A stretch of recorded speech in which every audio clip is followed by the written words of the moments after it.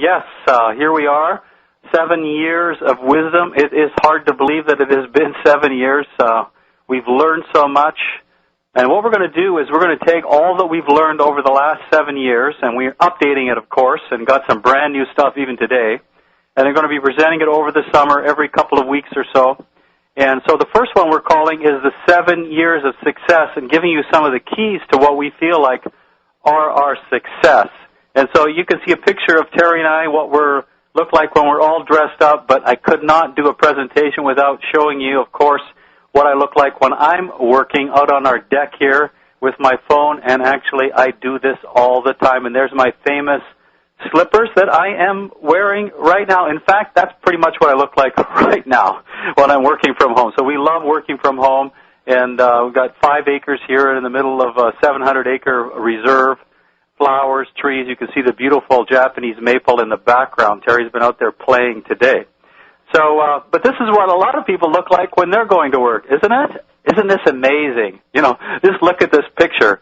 I mean, and I had this epiphany a couple of years ago. You know, we're cocooners. We like to work from home, and one day we were, going out on the freeway. We had a meeting, a Zango meeting, actually about an hour and a half. So that's a lot of work, right? We had to get all dressed up, and we had to organize everything and leave early, and we went up and we had dinner, and then we're heading over to the meeting. It's around 5 o'clock. It's dark. It's windy. It's rainy, and we're like parked on a freeway.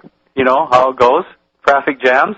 And I'm looking around and I'm thinking, oh my gosh, these people are doing this every single day. and it's like, I just think this is better, don't you?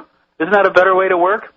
So anyway, where did it all get started? Actually, that's on what I call Deck 5, and of course we did all of this after Zango, and waterfalls and decks and things like that. And I like to go down on Deck 5 there and take some 3-way calls. So how did it get started? Well, actually our career in networking started in 1983. We were in the real estate business. I don't know if there's anybody old enough to remember on the call here. Probably there's a few of us that interest rates were sky high in the early 80s, up to 20%, and we had made a lot of money, and we were in the process of losing it all back. We were heavily in debt, and we had a friend of ours. There he is. It's the only picture I could find of him. His name is Larry Shine, that we had known from the real estate industry, that had gotten into networking. Now, Larry never really been very successful at anything, and we kept hearing rumors about all of this money that he was making while we were struggling, just wondering if we could avoid bankruptcy and so on. And, he'd made several $100,000 and had this incredible success. And so we got involved. Larry took us under his wing, and actually we had quite a bit of success in our very first opportunity. And I just love this picture I happened to find on Google Images. Life is a beautiful struggle, because in many ways that's what it was like. Certainly financially, we went through a long period of struggle from that very first opportunity, trying to find something that would work. And, we had all kinds of problems and things that went wrong. And actually, we kind of reached a low point in 2001. Here's a picture of our famous truck. Yes, through many of those years, this was our primary method of transportation. As I like to say, its beauty was within, and it was. It was a beautiful truck. It would never let me down. It would never break down on the freeways. In fact, one time I drove home, pulled up in front of our house, and the brakes went out. I mean, that's the kind of truck it was, And I really don't want to talk about all the things we did from the back of that truck just to survive, but we paid $600 for this truck and put on 100,000 miles.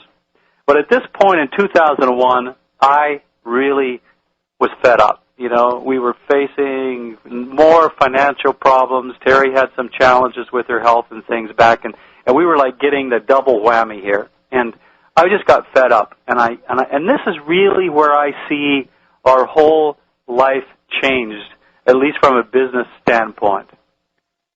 I had this day where I was just sick and tired of living my life in lack.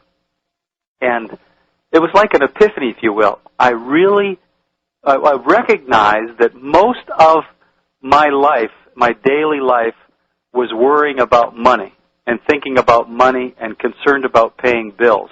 And I wanted to know, I wanted to have the experience of what it would be like to not have to worry about money every single day of my life. You know, honestly, it's kind of like a refrigerator running in the background. You know, you don't notice when it comes on and comes off because you're used to the sound. I think most people are hung up on survival, and I wanted to know what would be the quality of my consciousness, if you will, if I took away that concern about money. And this willful determination came over me that I was going to change this, and I was going to do whatever it took to make this change happen. And actually, it started to change. You know, we started to make progress because I was no longer willing to sit in a comfort zone, and I was no longer to give in to all of my fears, and I was willing to stretch myself. But there we were in June of 2003. Don't you love this picture? That's a picture of the rug getting pulled out from underneath your feet. And because we were just with this company a few months, starting to make some pretty significant income, what we thought was significant at the time, you know, $4,000 or $5,000 a month was significant income at that time. And suddenly we woke up one morning in June of 2003, and no one was answering the telephones in that company. And that was our primary income stream. Well, I mean, once the shock wears off, you just kind of sit around and wonder what to do next. And, in fact, that's what we did until we got this 13-page fax in June, later on, a couple weeks later. Actually, first part of July, I believe it was, wondering what to do next. We got this 13-page fax out of the blue talking all about this Xango company. You know, that's how we thought it was pronounced in the beginning. And, you know, I mean, they sent me an email. I was annoyed. You know, what's interesting about this story is I was so annoyed to get this fax out of the blue from somebody. You know, even by then, nobody was sending faxes anymore. And actually, the person wrote me an email. I kind of gave him a hard time. But I went online, and I started searching, and I came to the My Mangosteen website. And actually, Terry, you know, I can remember that day. It was like, I believe, a Saturday night. I called you into the office. We went online, and we watched a video just of Joe's story. You remember that? Well, you know, I'll never forget that moment in time as we had our two chairs together in this very old computer watching Joe's story. And I turned to you and I said, "This is the one. This is it." And he looked at me and he says, "What?" And I said, "No, this is the one. Get me some of that juice. This is very powerful stuff. I want that juice." And, you know, Art went along for a few days. He had to, you know, do all of his own little research. He had to find out about the founders, the company. He had to do all kinds of things. And it's like, I'd say to him, "Did you get me that juice yet?" And he says, "No, I have to look for a sponsor. You know, we've made so many mistakes in the past that this time I'm really going to do a lot of research and find a proper sponsor." And so I finally got that juice, and I was just so excited about being able to try it, and it tastes so delicious. I'll never forget that. Yeah, so it just so happened that Joe Morton, the very person we saw on the video, eventually we signed up, okay? So, you know, yeah, eventually I figured out what to do, and after Terry kept harassing me for the juice, we signed up around the end of July of 2003. But it just so happened that Joe Morton happened to be coming into the Seattle area for an already scheduled meeting. And we went there with a few of our friends, Rod and Shannon Culp and Yvonne and Eva Marie Sarda. And there was 5 of us there. And this is the Marriott Hotel in Seattle. In fact, you know, this is so cool because some of these pictures really bring back a lot of memories. We've been to a lot of meetings at the Marriott. But this first meeting, Joe was talking about this company and how he loved network marketing. And, you know, I realized that I'd lost some of my spark for it through all of the challenges that we'd had. But I asked him if he would spend some time with us after the meeting.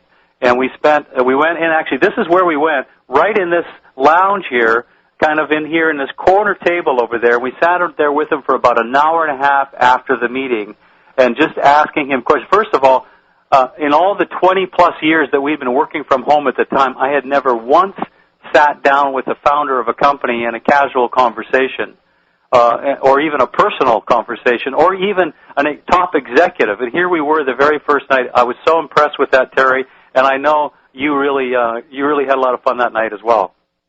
Well, you know, there was Art asking all the hard questions, and Joe had put a whole new bottle of juice in the center of the table. We were on this round table.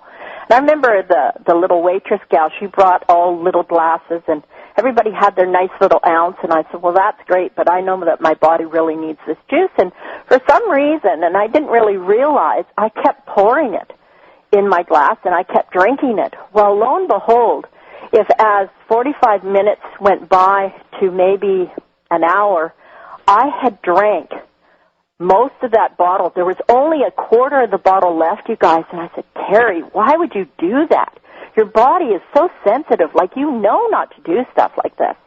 And this little voice said to me, well, Joe's not going to take the rest of that bottle home. You might as well finish it. And that's what I did, you guys. I finished that bottle of juice. And Joe had asked me earlier, did I have some health challenges? And I said, yes, I have digestive issues in my stomach and what have you. Things that I've struggled for over years, always looking for natural things to help it. And he says, wow, your body's really going to be happy with you tomorrow. And I'll never forget when we hugged that night, I knew that this company had a heart, because there was Joe Morton, and he hugged me, and he said, Terry, I'm so glad that you had the courage to drink that bottle of juice, because your body's going to love you tomorrow. And I was just in awe over him. If any of you have all met Joe Morton, or all the founders for that matter, they have such a caring heart. And that was life-changing for Art and I. That night we were 1K. And it was truly an amazing time for me to see somebody that had such sincerity and was building a business. Yeah. What I was thinking at the time, Terry, is, wow, this guy is amazing, and he's smart, he's dedicated, he's got this great vision, and he's one of 6 founders. That there's 5 others, and probably all of them are just like this guy, and any one of them could have launched their own company if they'd chosen. So, while I was dreaming about, getting out of debt and wondering what it would be like to not have to worry about money every day, and once we launched the business, Terry started her own dream. And this is a picture of her old computer screen here, Terry. Well, Art, I'll never forget turning to you one Monday morning after we were we'd just come back from convention, and I said to you, you know what, I really want to make a change in our life, and for us to do that, I knew I was going to have to step out of my comfort zone. I was going to have to step out and step up. And I said, I really want to help you. Over the last 20-plus years, I did a great job being the mail lady, and that was wonderful. But I wanted to do something that really meant something, because I had a lot of passion for this product. And as you can see, that's my computer and my little desk back then, and I could have put a picture of my car and a picture of Phuket, Thailand. And I really wanted a car, you guys. I had not had my own car for 22 years. I mean, that's way too long for any female to not have your car. And so I really wanted that particular car because I love my flowers and plants, and I knew that I'd be able to, carry my flowers and plants in it. And Phuket, Thailand, I cannot tell you enough about that trip. That's the first trip that you go to with this company, as in they pay for everything. And when we went to Thailand, my main purpose was to go and see the children and be able to take an empty suitcase. And you can't imagine what it's like to give a child in an orphanage a doll or a ball, or I brought ribbon for their hair. I mean, that was so powerful because these little girls had pink and colorful ribbons in their hair. They had their own pencils. Some people brought pencils. And I remember Marlene Belingic, she brought lollipops. I mean, that was so exciting for her to be able to do that. These kids had never had a lollipop. Little did they know to take the paper off before they ate the lollipop. So that was a life-changing experience for me, for sure, and my dream come true. Yeah, her dream definitely come true. I'll show you a little picture of Thailand later. But in our next pivotal moment in our journey here with Zango was in November 2003. We went to our very first convention as 5K distributors, right? And, kind of sitting in the back. There was about 1,200 people there at that particular time. And we were sitting there looking around and feeling the energy, and I just had this feeling this is going to be huge. And there were 17 of us came to that very first convention on our team. And I'd like to thank all of those people because we came away from it with such a level of certainty. It really helped propel us. But there was a thing that happened during this, Terry, and it was just amazing. Lance and Janine Schiffman, that's them on the right. they're actually in our upline, and they just hit 200K already, and we were 5Ks, and we were sitting in the back, and we were looking at them on the stage, and something happened, you know. During that event, we looked at each other, and what did we say? And something happened, you know. During that event, we looked at each other, and what did we say? We looked at each other in the eyes, and we said, that's us next year. And we both kind of pointed to the stage. And it's like we just knew that this was going to happen. And because Art and I were both on the same page, and because we had such a passion and such dedication, we had such certainty after that event. That's why events are so important, you guys, because the certainty that you take away from it, and you know that this company has such great products, it was amazing. And there we were, Art, as you can tell. Yeah, I love this picture. Oh, gosh, that was us hitting 200K on the stage there with Gordon Morton.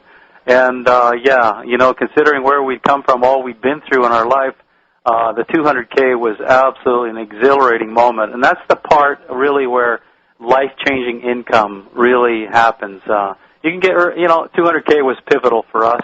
And, of course, yeah, we did the 200K trip to Venice, and here we are on one of those gondolas in Venice with the very own Joe Morton and Karen, his beautiful wife.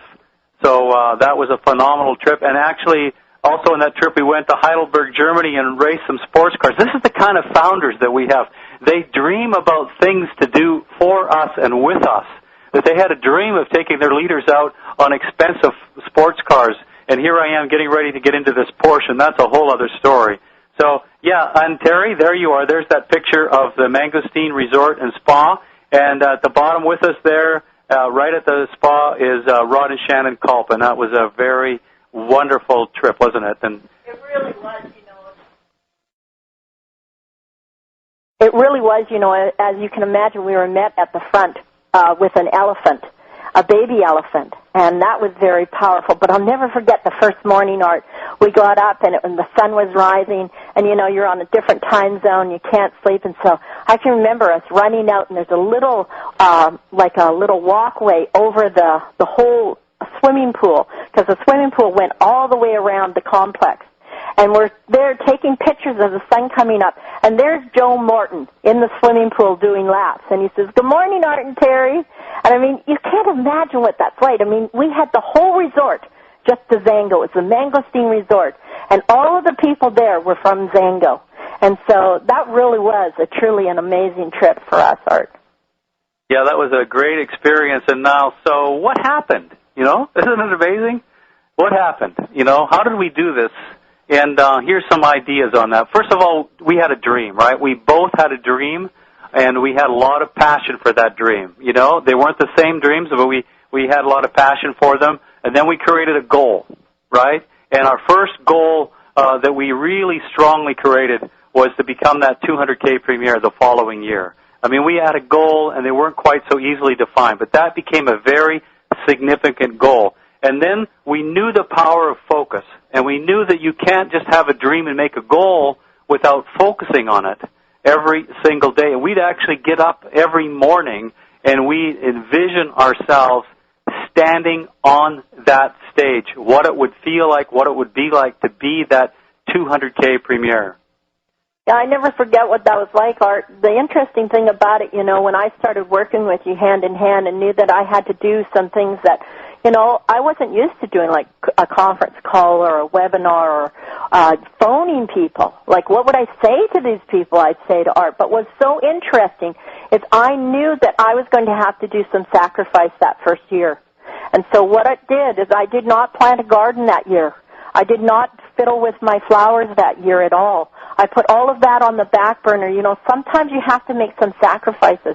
Sometimes you have to turn off the TV and actually do your Zango business. Sometimes you have to pick up the phone thinking that, well, what would that person say? And I'll tell you what, there were so many people that were so happy to hear my voice because remember, you guys, we're changing people's lives with this.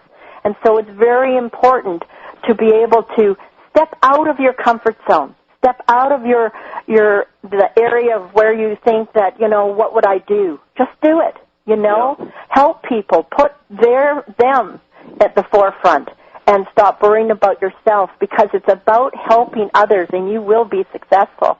Yeah, that's awesome, Terry. You know, and here's the thing. And this is where it all breaks down for people, you know. So you can have the dream, you can have the goal, you can focus on your dream every single day, but here's the missing piece right here. And if I was to give you one success key that is very big, that last piece of the puzzle is what I would call action. You've got to have the dream, and you've got to act on the dream. This is not a movie. You know, you have to actually do something. You have to call people. You have to follow up. You have to not only have the dream, you have to have the action behind it. And so that is the key to it. Terry, it has been quite a ride, and yes, we did hit the 500K level beyond our dreams in 2006. Here's us on the stage. They're very exciting, of course, and I don't know that we could have really dreamed that up. Sometimes things outrule your dreams, and I know it's meant a lot to you, some of the changes that are happened in our life, and here's a picture of us recently in Hawaii, Terry. Yeah, it was so rewarding. You know, the last 2 years we've been able to bring all three of our kids, and Krista turns 40 this year, and we're very excited about that. And so we decided to have our little birthday party in Hawaii, invite the other two children along, so we were able to pay their way. And there's nothing more rewarding. I mean, you guys, this is what the money is for. It's for being able to share things with your family or friends and to do things that are totally outrageous. So yeah, it was a great and with them, Art. Yeah, and so how has our life changed? You know, well, I don't have to worry about money, and what's cool about it is you don't have to think about how much things cost, you know. Now, let me give you a funny little example here to finish off the call. This is me yesterday, and, you know, we love plants, and we love to be in nature, and a couple of years ago I had bought this hibiscus, which is a crazy plant to buy because it's tropical, and, you know, it can't really be outside, and you know, it has to be inside, and I brought it in the house, and it was too big, you know, and it just didn't fit, and so we put it on this very special spot on our deck in the corner that is covered over, and it lasted for about 5 months. Terry says it's never going to overwinter. We don't have room for it inside, and it bloomed all summer long until December. Okay? So we were in there yesterday, and I've been wanting another one of these, you know, but it's kind of outrageous, guys. I mean, this is a $110 plant, okay, that you probably can't overwinter. You know, so most people could not imagine spending over $100 on a plant that is maybe only going to last 3 or 4 or 5 or 6 months. But if it brings you joy, you know, do it, right? And so as we were leaving here, people were coming up to me, oh, wow, you got that hibiscus.